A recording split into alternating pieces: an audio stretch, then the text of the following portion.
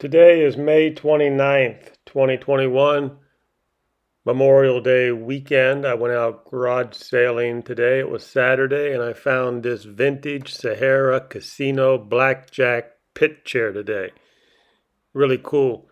Brought back some memories of my casino days because I worked at the Sahara as a floor boss in the pit around 1995. Now, I did not work there very long because the casino bosses were notorious assholes and they did not really pay very well either compared to the other properties on the strip. I think I made like 104, a buck oh four a day salary. That's for 8 hour shifts back in 95. And at the end of this video, I will tell my favorite story while I was working there. But first, let's talk about this cool chair. Again, it is a Sahara Blackjack Casino pit chair. Now, just for the record, just in case you don't know, the difference between a pit blackjack chair and a slot chair is the base. You see the chair there on the left? You see the big round base? So that chair on the left there, that again has a big, large, round base on it. That's a slot machine chair.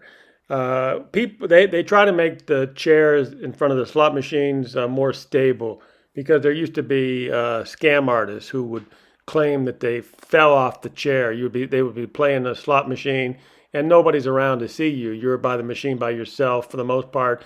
They would fake falling down and chipping their teeth and they chipping their tooth, and they would carry a tooth in their pocket, and they would basically get the casino for a little bit of money through the insurance. So they try to make the chairs by the slot machines a lot more stable.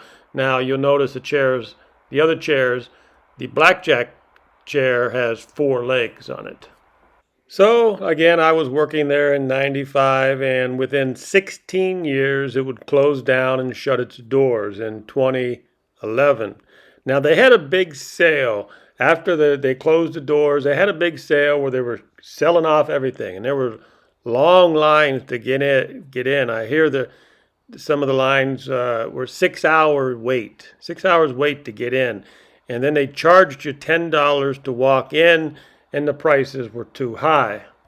That sounds like fun, huh? You bet. Or for example, this chair here, the pit chair, blackjack chair, they had it there for listed for $95, and then I bet you they charged you sales tax to give the governor his cut. So back in 2011, when they had the big sale, if you wanted to walk out with one of these chairs, it was going to put you back over $100. But I guess that's not too bad if to own a piece of old Las Vegas. But as you can tell, I did not go to that sale back in 2011. I hate lines, and I hate high prices to boot. So, before I let you go, let me tell you my favorite story at the Sahara. So again, I was a floor boss, and I don't know if you know the pecking order in a casino, but above the floor bosses are like pit bosses.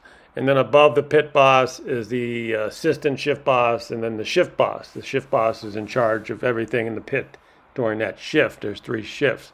So anyhow, like I said, they had some notorious hard asses there in the casino, and the pit boss came down to my pit. I was in charge of this pit where it was all single deck tables, and I was in charge of that pit as the floor boss. And the pit boss, he just roamed all over the pit boss. For that, he's roaming all over the pit. He can go to the blackjack, any blackjack pit, any dice pit. And anyhow, he's an asshole. He comes down and he starts giving me a hard time over absolutely nothing. So I told the pit boss, I said, hey, listen, I ain't going to put up with your bullshit. His eyes got all big and he rushed off, and I think he mumbled something like, oh, we'll see what John Bonney thinks about this or something. He was gone. That was towards the end of my shift, and I was out of there. Now, the next day, I had a funny feeling I was going to hear something, and sure enough, I came in the next day, and a couple security guards come up to me and said, hey, the shift boss wants to talk to you. Follow me.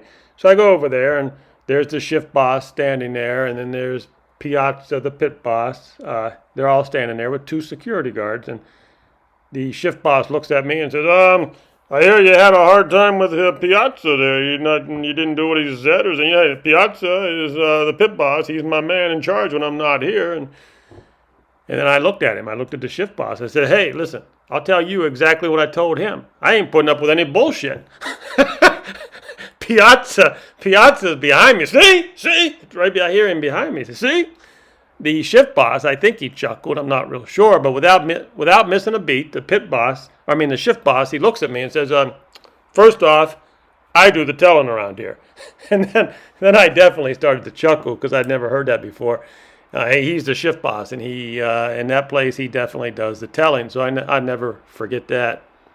So for anybody out there who owns a business and you got some young whippersnappers and they tell you something, you can stop them in their tracks and say, hey, listen, first of all, I do the telling around here. And you got to remember in 1995, I was like 33 years old and the shift boss was pushing 60 or probably even older. So they had quite a few years on me in experience.